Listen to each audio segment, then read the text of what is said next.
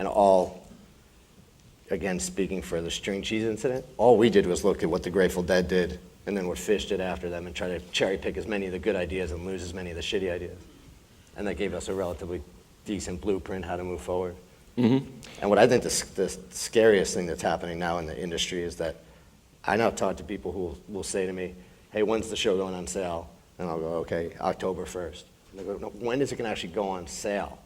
So there's a whole societal movement where people won't buy tickets on the on sale. They're just going to wait because they know at some point the ticket's going to come back around severely discounted to the point, and I think that's when we get into real deep shit. And I don't know.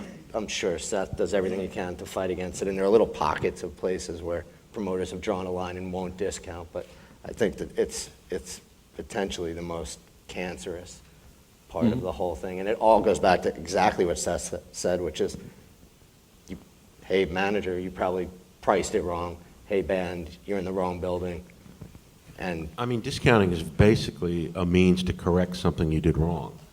And if you don't do it wrong in the first place, then, Right. You don't have to discount. So, Andrew, you want to jump in here? Yeah, I just, bands, I think it's really bad for bands when that happens. And what you find, what we've found, we've been pursued at Jam by pretty much every discounter has come by and asked us for their business. And fortunately for us, we were not in a position where we've ever needed to do that, nor would we ever think that the bands would want to do that, because all of a sudden people are perceiving them as a band that they can go to and see them for half the price.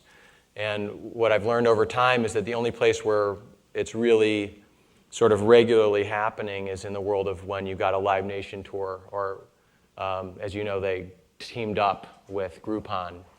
And to my knowledge, when you are if you are a Live Nation tour, you basically sign away as a band, you sign away your rights to dictate price, so that if the time comes where Live Nation's paid you X and you want to, they can then choose later to put you on sale, essentially.